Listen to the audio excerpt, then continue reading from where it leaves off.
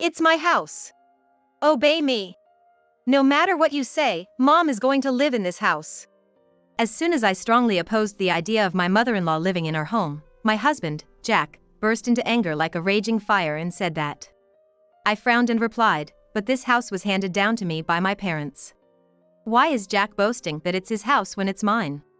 However, I tried to have a decent conversation, but if Jack kept taking an authoritative attitude, thinking he could make me obey him, he raised his voice and said, I'm the one paying the rent. So this house is mine. It's not yours. I was at a loss for words. I'm not even having you pay for it. As I couldn't say anything, Jack thought he had one, snorted, and plopped down on the living room sofa. I let out a big sigh. My name is Amy. I currently live with my daughter, Sarah, who is going to be an 8th grader, and my husband, Jack. We live in a 2-story house, and Jack and I started living in this house about 3 years after we got married. Originally, my parents lived in this house, but they decided to give up the house and move to the countryside, saying they had something they wanted to do there. At that time, my parents decided to rent this house to us, Jack and I, who were married and had Sarah in my belly. I suppose my parents were concerned about their income even though they had moved to the countryside. Well, it was cheaper than living in an apartment or buying a new house, so Jack and I were happy to pay the rent. I work as a magazine editor and make a decent amount of money. Originally, I was an editor for a fashion magazine, but now I've been entrusted with being the editor-in-chief of other magazines. I've always enjoyed thinking about the writing and design in magazines, so this job is like a calling for me. By the way, I met my husband, Jack, through work, during a meeting. He was a photographer. His style was to shoot anything he thought was nice, be it landscapes or people, and then ask for it to be published in a magazine. Well, there aren't many times that what he shoots and what the editorial department wants to post coincide. So, I guess I earn more.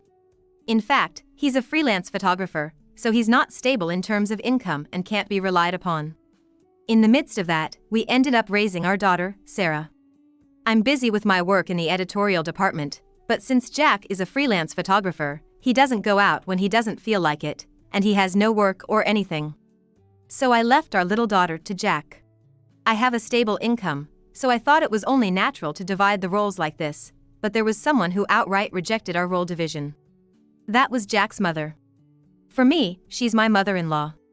My mother-in-law didn't necessarily believe in male superiority over women, but she had a personality that couldn't tolerate her own son taking care of the child or doing household chores.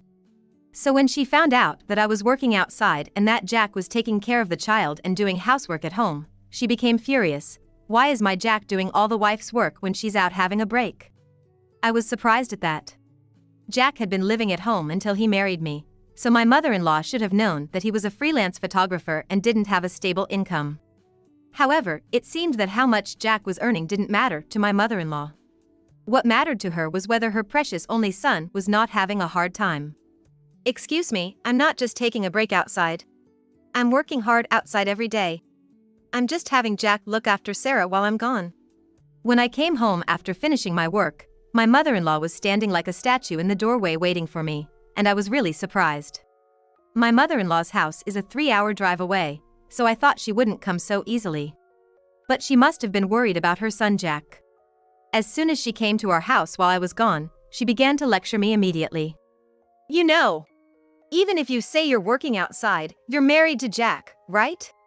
You have to think of Jack first, you know? And yet you're pushing child-rearing and housework onto Jack. If this was going to happen, you shouldn't have had a child. I inadvertently reacted to my mother-in-law's words with a huh? I somehow knew that my mother-in-law disliked me. After all, her son was the most important person to her, so she probably resented me, the bride who stole her son through marriage. Even so, I thought she would cherish her son's married life and the child born between her son and me. But it seems I was wrong about that. My mother-in-law really only cared about her son, Jack, and considered everyone else a nuisance. On top of disliking me, she started saying she didn't need my daughter, Sarah, either. Finally, she grinned and looked towards the living room where Sarah was, saying, if you're gonna keep bothering Jack, we might have to think about sending Sarah somewhere to be adopted. I was instantly irritated by her words and told her clearly, please leave. My mother-in-law, already disliking me, frowned and said, what are you saying to your husband's mother? but I grabbed her arm and said, "Mother-in-law or not, you're an outsider to this house. Who do you think you are, telling me to give up my dear child for adoption? We won't associate with you anymore, so leave." I then took her outside, escorted her to the gate, and immediately closed the door behind me. She made a fuss in front of the house for a while, but I ignored it. During that time, Jack was doing what, you might ask? Well, since his mother came over, he left everything to her, including taking care of Sarah and the house chores, and he himself was sound asleep in bed. Well, it seems his mother must have thought, why do I have to do the wife's work? She didn't do any housework and completely neglected Sarah's care. I rushed to Sarah and made dinner for her. While Jack was still asleep, I called my father-in-law. Unlike my mother-in-law, who valued only her son and didn't listen to anyone else's opinions, my father-in-law was a reasonable person. When I told him everything about how my mother-in-law had barged into our house, lectured me absurdly, and even said to put Sarah up for adoption, he was as angry as I was and came to pick her up right away. "You don't have to deal with the relatives much anymore. I'll make sure my wife stays away from this house too," said my father-in-law, grabbing his wife by the scruff of her neck, who was screaming, "Why do I have to be yelled at? This woman married Jack, didn't she? Then she should serve Jack and listen to what I say too, and put her in the car. Enough already. Do you want to make your own son good for nothing? Our grandchild was just born, and now everything is ruined because of you." My father-in-law was angry. Of course, my father-in-law wants to love his grandchild. Nevertheless, my father-in-law saying minimal interaction with relatives is fine was probably to protect me and Sarah. I can only thank my father-in-law. Then, we stopped seeing my in-laws so often, no big incidents happened, and when Sarah was in 8th grade, something happened. Shockingly, my father-in-law had passed away. He had been complaining about feeling unwell for several days, so he was on his way to the hospital when he lost consciousness. He was rushed to the hospital, but it seems luck was not on his side. Suddenly, my father-in-law's death saddened me. Of course, Jack, who lost his real father, was also sad. And even though she hadn't been interacting with the relatives, Sarah, who had continued to correspond with her grandfather in 8th grade, was very upset. Since they were pen pals, Sarah might have been sadder than me. After all, I couldn't help but think, who's going to stop my mother-in-law now? While it's sad that my father-in-law passed away, the fact that there is now no one to stop that reckless and hateful mother-in-law who dislikes both me and Sarah is very frightening. In the future, my mother-in-law might storm into our house. After all, until now, even if she tried to come to our house, my father-in-law had been strictly managing the money so she wouldn't have the travel expenses, and had even made her give up her driver's license. But now, my father-in-law's inheritance is hers, and no one around to tell her how to use that inheritance. It seemed as though my fears had come true when my mother-in-law approached us as the funeral ended and relatives gathered, declaring, "I'm going to move into your house soon." Certainly, since my father-in-law has passed away, my mother-in-law will be living alone in her house. However, even so, I absolutely cannot agree to live with my mother-in-law, who sees me and Sarah as nuisances. Especially considering that Sarah is in a sensitive period of adolescence, being in 8th grade. "I'm sorry, but living together is impossible," I firmly refused, and my mother-in-law glared at me as if she were going to spit at me. Then, she put her hand on Jack's arm and said in a frail, elderly voice, "Jack, you really married a cold-hearted wife, didn't you? I want to talk to you alone." She then separated Jack from us. Next to me, Sarah let out a big sigh and said, "Grandma is really a troublesome person. Grandpa used to say that in his letters. If it's good for her, she doesn't care about those around her.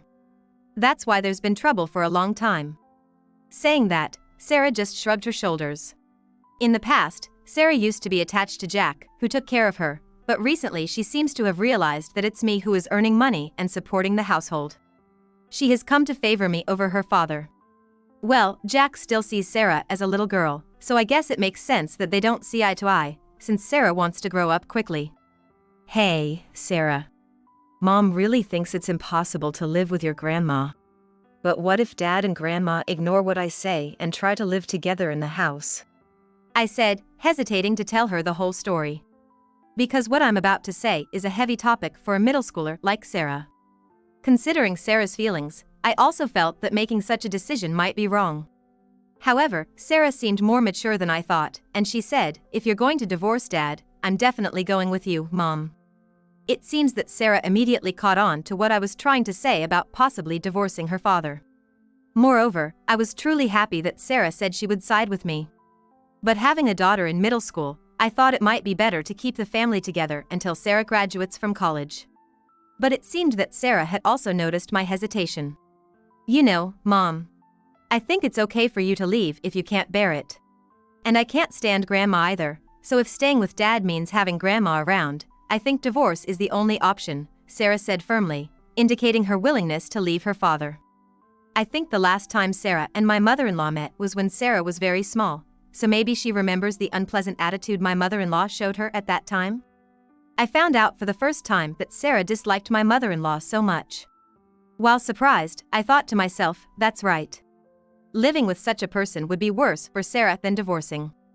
But Jack, who had been talking to my mother-in-law alone, seemed to have a completely different idea, and as soon as we got home from the funeral, Jack said to me, I'm going to live with Mom. But my opinion hasn't changed since the old days. I absolutely refuse. Living with your mother, even if the world turns upside down, is unthinkable. Even though I firmly refused to live with my mother-in-law, Jack glared at me, saying that he couldn't back down because she's his mother. This is my house. Obey me. No matter what you say, I'm going to have Mom live in this house. It felt more like a command to me, his wife, rather than a request to live with his mother. Maybe when he was talking to his mother alone, she told him something like make your wife obey? That would be just like her. I frowned upon hearing that and said, this is the house I inherited from my parents. Why is my husband acting like it's his house when it's mine? But, while I was trying to have a proper conversation, my husband was taking an aggressive attitude as if he could control me by doing so, raising his voice, I'm the one paying the rent. Then this house is mine. Not yours. I was speechless. Though he's not the one paying for it. While I was unable to say anything, my husband, perhaps thinking he had one, snorted and heavily sat down on the living room couch. I let out a big sigh. Why is Jack under the impression that he's the one paying the rent for this house? I thought for a bit. I'm the one paying the rent for this house. Moreover, this house is something I'm renting from my parents, and I'm the one that made the contract. In this agreement, Jack is considered an outsider.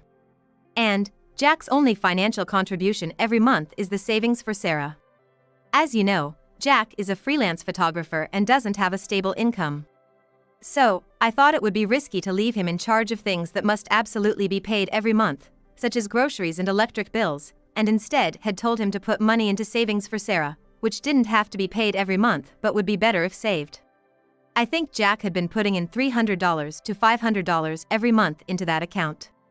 Perhaps he's thinking that's the rent? Thinking this, I shook my head and said, no.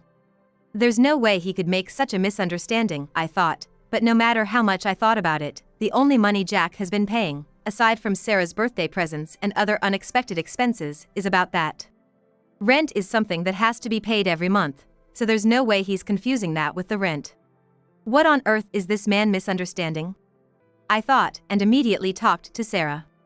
Sarah, who had apparently been listening to Jack and me in the hallway outside the living room, shrugged her shoulders and said, it's hopeless now. I heard from Grandpa, but Dad's been spoiled rotten by Grandma, thinking everyone around him will do as he says. My father-in-law used to say something to the effect of, do you intend to make my son a good-for-nothing, when he came to our house to pick up my mother-in-law, and I finally understood what he meant. The more my mother-in-law spoiled Jack, the more Jack would become a good-for-nothing. And, as a result, this had affected us in the worst way. Divorce has been decided between Sarah and me, but that aside, my mother-in-law is going to barge into our house. In that case, other measures will be necessary. I found out the day my mother-in-law was coming from Jack and told my parents. It's only natural. The owners of this house are my parents, and currently, they are renting it out to our family, so if my mother-in-law arbitrarily says, I'm going to live here, we'll have to call the owners of the house. An hour before my mother-in-law was due to arrive, my parents arrived at the house, and Jack was in a panic, saying, "WHY are Amy's parents coming to the house?" Even though he's under the mistaken impression that he's paying the rent, he must understand that this house belongs to my parents and that I'm just borrowing it now, so that's probably why he's panicking. I've properly told my parents about what's happened, so my parents have been giving Jack stern looks from the beginning, saying, Jack, you are Amy's husband and Sarah's father. Yet, even though they both are strongly against it, you seem to be forcibly trying to have your mother live with you. And that mother is coming here today, my father said to a trembling Jack, who answered, but, Dad passed away. My father continued, so what? Just because she's alone? There are other ways if she's lonely, but you are neglecting the family you should protect and calling your mother to this house. Then we have no choice but to evict you from this house. What? Why? This house was handed over to my daughter, not you. My daughter seems to be going to divorce you, and we won't let you and your mother live here. Jack looked at me in surprise, but quickly snorted. I'm the one paying the rent, how can you allow this? But reality was different. My father sighed and said, I have been receiving the rent from my daughter every month. I've never received it from you, and Jack's eyes widened. When I said to Jack, could it be that you thought you were transferring money to my dad's account, when you were actually putting it into the account for Sarah? Jack began to hold his head on the spot, recalling his actions at the time of the transfer. It finally dawned on him that the account he'd been putting money into was not his father-in-law's, but the one he'd made for his daughter. Both my parents and I were dumbfounded by his series of actions. After a while, his mother-in-law came to our house. She arrived in high spirits, but upon seeing my parents standing like sentinels at the front door, waiting for her, she suddenly became nervous. When my parents spoke about Jack's and my divorce, the mother-in-law joyfully said, finally, Jack's free from that horrible wife, but when they explained that Jack would be kicked out right away because the house was not his, she turned pale and exclaimed, what? I sold my house. I thought we could live here. Though she said this, my father and mother adamantly refused to let her in, and eventually, she broke down crying and ran away somewhere. Jack also ran after his mother like that. While they were gone, we called a locksmith to change the locks. Now neither Jack's mother nor Jack will be able to enter the house without our knowledge. I immediately had a lawyer proceed with the divorce, and I became a single mother. Sarah also said about our divorce, it was a bold decision, but I think it was good. Dad hasn't been taking photos at all lately, and he was becoming a bum. Plus, if Grandma was added, I think my college fund would have been used. After the divorce, it seems Jack and his mother-in-law have started living in a cheap, run-down apartment. The mother-in-law, realizing that they can't live on Jack's earnings, is now working diligently at a part-time job, but someday, that life will probably collapse. Well, it's none of our business. Right now, my daughter and I are living happily together.